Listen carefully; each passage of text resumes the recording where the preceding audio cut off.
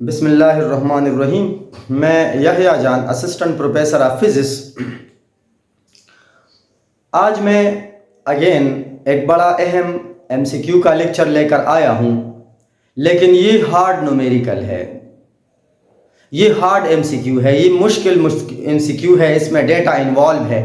लेकिन मैं ऐसे तमाम एमसीक्यू जिसमें मैथमेटिक्स इन्वॉल्व है, उसमें डेटा इन्वॉल्व है, उसमें फार्मूले इन्वॉल्व है, और मैं आपको सिर्फ 30 सेकंड से कम टाइम में मैं कराऊंगा। तो इंतहाई इम्पॉर्टेंट टॉपिक है प्रोजेक्टाइल का। प्रोजेक्टाइल पे आज तक कुछ numerical type energy, potential energy और ratio of potential and kinetic energy पे जो क्वेश्चन आए हैं, आज मैं उसी के ऊपर बात करता हूँ। वैसे आपको पता है कि प्रोजेक्टाइल फर्स्ट ईयर का एक बड़ा अहम टॉपिक है फिजिक्स का, और इससे अक्सर एमसीक्यू आते हैं ईटा में, इनएमडीकेट में या एकेयू में, मुख्तलिफ एंट्रांस टेस्ट में, कंपिटेटिव टेस्ट में, और वो नॉर्मली न्यूमेरिकल टाइप क्वेश्चन होते हैं। अक्सर स्टूडेंट को पता नहीं होता कि how to solve the problem and which formula I have should use. अब मुझे कौन सा फार्मूला यूज करना है, तो इसी सीरीज का आज का लेक्चर बिल्कुल डिफरेंट है। ये टोटल न्यूमेरिकल टाइप क्वेश्चन है। अब इस तरह की मैंने कई लेक्चर ली है, यूट्यूब पर मेरे एक सीरीज अवेलेबल है, कुछ न्यूमेरिकल है, कुछ थ्योरेटिकल है, तकरीबन हर टॉपिक को मैंने टच किया है। तो आज का जो टॉपिक है, आज का जो एमसीक्यू है, एमसीक्यू नंबर 1 प्रोजेक्टाइल के ऊपर है कि what is the angle eight which kinetic energy at summit point becomes 1/4 of the total kinetic energy. कहता है वो कौन सी एनर्जी है। मतलब मैंने यहां से एक प्रोजेक्टाइल को प्रोजेक्ट किया यहां पर, अब प्रोजेक्टाइल चला गया और इधर आया, लेकिन इस दौरान कहता है कि यहां पर जो एनर्जी है, अब यहां सपोज 100 जूल एनर्जी है और यहां पर ये 25 जूल बन गई। ये मैं एक सपोजिशन दे रहा हूं। आपको पता है कि यहां जिस वक्त मैं प्रोजेक्टाइल को फेंक रहा था उस वक्त 100 जूल एनर्जी है, और जब ये समिट पॉइंट पर चला गया, summit point is that point where the vertical component of velocity becomes 0, जहां vy 0 हो जाता है, वर्टिकल कंपोनेंट, इसको हम समिट पॉइंट कहते हैं। अब वहां पर 100 यहां पर और वहां 25, तो मतलब एक चौथाई बन गई। एनर्जी ऊपर जा रही है, ऑब्जेक्ट जब ऊपर जा रहा है तो काइनेटिक एनर्जी डिक्रीज है। यहां 100 है, वहां 1/4 बना। अब देखो ना, 1/4 एनर्जी बन गई। तो कहता है कि ये एंगल क्या है, यानी जिस एंगल से हमने फेंका तो ये एक चौथाई हो गई, 4 गुना कम हो गई। ये एंगल बता दे। तो वैसे तो इसका एक बड़ा लंबा प्रोसेस है कि kinetic energy is equal to kinetic energy X component Y component. मतलब अगर हम उस तरह वो फार्मूला अप्लाई करें कि kinetic energy is equal to kinetic energy of X component plus kinetic energy of Y component, तो ये बड़ा लंबा चौड़ा प्रोसेस बन जाएगा। अब ईटा में तो इतना टाइम नहीं होता कि हम लोग उस फार्मूले को देख लें। तो एक शॉर्टकट तरीका ये बताता हूं कि kinetic energy depends on cos theta. इसके फार्मूले में क्या आएगा, देखो, theta is equal to cos inverse into n under the root. अब n क्या चीज है, n ये नंबर है, ये जो 1/4 है ना, 1/4 यानी इन टाइम ये कम हो जाता है। n यहां जो कुछ भी है, अगर 1 सेकंड आए, 1/3 आए, 1/4 आए, 1/8 आए, 3/4 आए, तो आपने ये n कहना होगा। अब देखो, theta is equal to cos inverse into 1/4 under the root, और इससे क्या बन जाएगा, theta is equal to cos inverse 1/2, क्योंकि 1/4 under root 1/2 and cos inverse 1/2 is 60। देखो ना, बड़े आसान तरीके से आपको ये आंसर मिल जाएगा। लेकिन अगर आप इस मेथड से करोगे तो it will take a lot of time. तो मैं इस तरह, एक सीरीज है मेरा फिजिकल क्लासेस में भी, मैं इसी तरह के एक बड़े से बड़े न्यूमेरिकल को मैं बड़े ट्रैक में 30 सेकंड से कम टाइम में सॉल्व करता हूं। देखो ना, theta is equal to cos inverse n under the root. n क्या है, अगर इधर 1/4, आज तक ईटा में या एकेयू में या पियास में या जितने पाकिस्तान में टेस्ट हो चुके हैं, उन सब में या 1/2 आएगा या 1/4 आएगा या 3/4 आएगा। तो अब ईटा के लिए बड़ा आसान है, बस सिर्फ पुट करो और डायरेक्ट आप पिन को बंद करके सिर्फ ईटा के पेपर को देखो and you will get the answer. इतना सिंपल मेथड है। अब इस तरह ये हार्ड न्यूमेरिकल है। प्रोजेक्टाइल में काइनेटिक एनर्जी और पोटेंशियल एनर्जी पर जो क्वेश्चन आते हैं वो इस तरह के क्वेश्चन आ सकते हैं। अब क्वेश्चन नंबर 1 तो काइनेटिक एनर्जी के साथ था और उसमें थीटा इनवर्स n आ रहा है।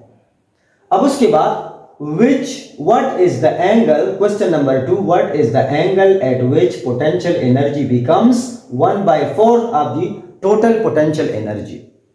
अब पोटेंशियल एनर्जी पे क्वेश्चन आया तो आपको पता है जिस तरह मैंने इधर बता दिया कि potential energy depends on the y axis, यानी जब हम जमीन से ऊपर जा रहे हैं potential energy will increase and kinetic energy will decrease. अब इस तरह potential energy depends upon the y component and y component represent sin theta. तो अब यहां पोटेंशियल एनर्जी को सॉल्व करने के लिए आपने वो वाला नहीं करना है कि potential energy is equal to potential x plus potential y, x 0 होगा और पोटेंशियल एनर्जी y में वैल्यू पुट करो और इस तरह, ये बिल्कुल ना करें। यहां एक बड़ा आसान तरीका है, what is the angle at which potential energy becomes 1/4 of the total energy। अब theta is equal to sin inverse 1 by n, sorry sin inverse n under root। अब अगेन एक और फार्मूला, इधर काज काइनेटिक एनर्जी में काज आता है, potential energy में sign आता है। अब थीटा इज इक्वल टू, इसका कंप्लीट कंसेप्ट में अपने फिजिकल क्लासेस में एकेडमी में ये देता हूं कि हाउ टू डिराइव, ये क्यों इस तरह आता है, ये क्यों ऐसे आता है, इसके पीछे भी एक लंबा चौड़ा प्रोसेस है। लेकिन चूंकि ईटा का टाइम में, ईटा के वक्त में, ईटा के टेस्ट में आपके पास टाइम नहीं होता, इसीलिए हम समंदर को कूजे में बंद करते हैं और एक बड़े न्यूमेरिकल को एक छोटे से प्रॉब्लम में सॉल्व करते हैं। अब साइन इनवर्स इनटू n, अब देखो अगेन 1/4, अगर आप 1/2 कर ले वो भी ठीक है। अब आप 1/4 whole under the root n2 theta is equal to sine inverse 1/2 is equal to, अब साइन इनवर्स 1/2 बराबर है 30 डिग्री का, तो यहां पर जो जवाब आएगा that is 30 degree. Very interesting and very charming question. आपको पता है कि ये हार्ड न्यूमेरिकल है और आपको पता भी है कि चैप्टर नंबर 3 में, चैप्टर नंबर 12 और चैप्टर नंबर 11 में इसमें अक्सर न्यूमेरिकल क्वेश्चन आते हैं और चैप्टर 20 रेडियो एक्टिविटी में। मैंने उससे कुछ क्वेश्चन, मेरे कुछ छोटे वीडियोस यूट्यूब पर अवेलेबल भी हैं। अच्छा, क्वेश्चन 1 में काइनेटिक एनर्जी का जिक्र है, क्वेश्चन नंबर 2 में पोटेंशियल, इसमें किसी टाइप का भी प्रोजेक्टाइल पे क्वेश्चन आएगा, you can solve by using this equation. अच्छा, अब लिखता है क्वेश्चन नंबर 3 में, क्वेश्चन 3 में लिखता है what is the angle of projection at which kinetic energy becomes equal to potential energy. वो कौन सी एंगल है जिस पर काइनेटिक एनर्जी और पोटेंशियल एनर्जी आपस में बराबर हो। वो कौन सी एंगल है जिस पर काइनेटिक एनर्जी और पोटेंशियल बराबर हो, यानी आपने कोई प्रोजेक्टाइल को ऐसे प्रोजेक्ट किया, आपने प्रोजेक्टाइल को ऐसे प्रोजेक्ट किया है, अब इसमें ये कौन सा, मतलब वो कौन सा एंगल है जिस पर इस प्रोजेक्टाइल में अगर हमारे पास 50 जूल एनर्जी काइनेटिक है तो 50 जूल एनर्जी पोटेंशियल भी होती है, यानी पोटेंशियल और काइनेटिक बराबर होता है। तो मैं इसका एक बड़ा आसान मेथड ये इस्तेमाल करता हूं, क्योंकि वैसे तो इसके अपने अपने फार्मूले हैं। अगर आप पहले पोटेंशियल फाइंड करते हैं, फिर काइनेटिक फाइंड करते हैं, फिर दोनों को कंपेयर करते हैं, फिर डिवाइड करते हैं, फिर कटिंग होगी, तो ये बड़ा लंबा चौड़ा प्रोसेस बन जाएगा। लिहाजा मैंने बगैर टाइम ज़ाया किए हुए आपका, मैंने डायरेक्ट एक फार्मूला अप्लाई करना है जिसमें पोटेंशियल एनर्जी और काइनेटिक एनर्जी आपस में बराबर हो। तो उसके लिए जिस तरह मैंने कॉस का फार्मूला इस्तेमाल किया, मैंने साइन का फार्मूला इस्तेमाल किया, अब मैं टेंजेंट का फार्मूला, देखो ना, मैं कुछ लंबे चौड़े कहानी नहीं सुनाता। काइनेटिक एनर्जी के लिए काज, पोटेंशियल एनर्जी के लिए साइन, और टोटल दोनों के लिए, अब दोनों में तो काज और साइन दोनों आया। और हमेशा आपको पता है कि हम sine depend related to potential, cos related to total. अब यहां जो फार्मूला है theta is equal to tangent inverse, लेकिन लिखेंगे क्या, potential energy by kinetic energy.